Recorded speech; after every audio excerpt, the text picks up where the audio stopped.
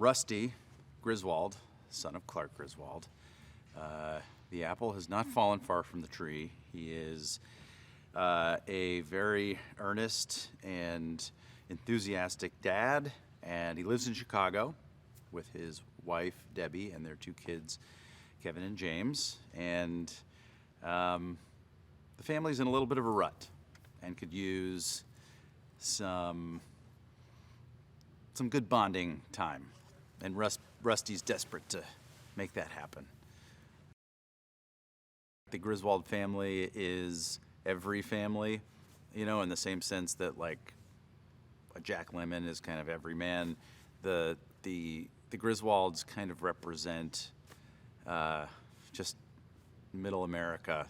They're well-intentioned. They're decent people with good values. That they generally want to do right and they want to have a happy life and be a happy family, but the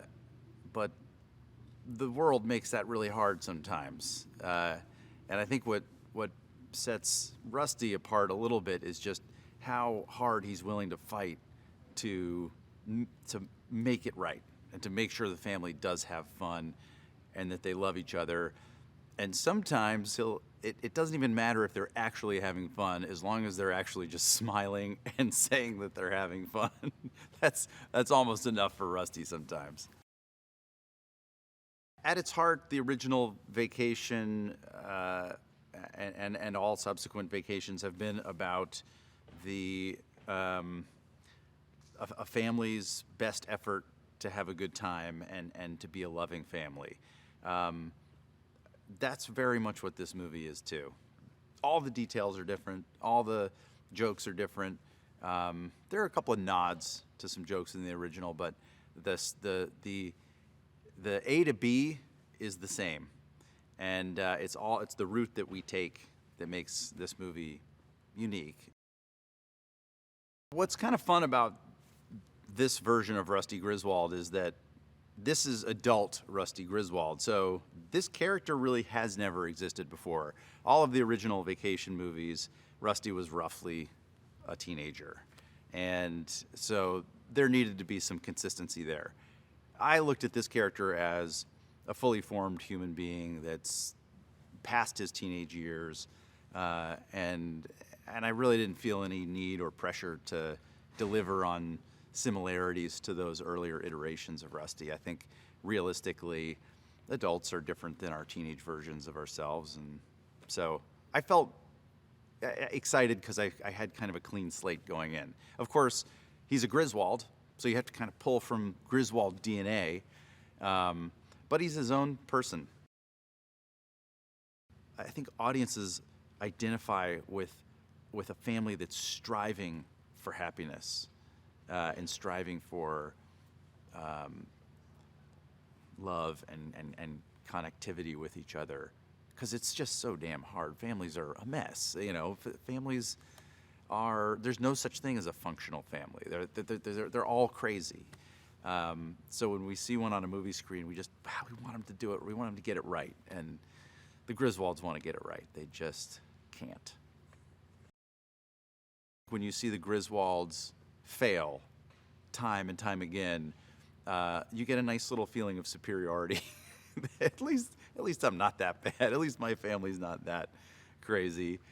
But it's also why you root for them. And I think ultimately in the end, when there is cohesiveness in the family, it feels good. It feels gratifying. Christina is just one of the most lovable human beings I have ever stumbled across. And she's the perfect Debbie, because she's clearly a huge win for Rusty to have scored such an incredible woman. And I think it kind of helps Rusty seem a little cooler. And then, of course, she's an incredible actress. So she's just bringing so much life to the dynamic between Rusty and Debbie. They are just magic, these kids. They're played by Steele Stebbins, is the younger one, and the older one is Skylar Gisando. And not only are they just the sweetest, smartest, poised, great kids, they're also incredibly good actors and good improvisers, and they think about comedy and they think about how a scene works so far beyond their years. And it's been so fun to work with Christina as my wife and Skylar and Steele as our kids, because they're such good people. It feels very quickly we kind of had this bond. Beverly D'Angelo and Chevy Chase are royalty as far as we're concerned. So to have them on board this movie, it just was like, da-da-da, the king and the queen walking onto the set. And they created the Griswolds. They just created this whole thing and brought it to life. And I feel like it just feels like such an exciting privilege to be in the same universe that they created. Chevy has been just a profound influence on my entire life. I do what I do in part because of Chevy Chase and Steve Martin and Martin Short and all those. I just named the three amigos, I just realized. But those guys, among others, are the reasons I do what I do. So to meet Chevy and get to work with him, it was a huge thrill. This script was undeniable. It was so damn funny.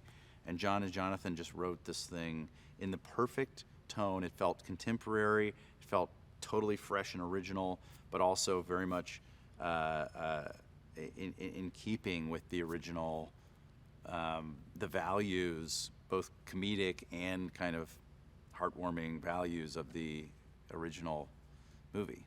And when you get a script like that, whether you're a studio executive or an actor like me or a crew member, like, you jump on it, that this is something you want to do.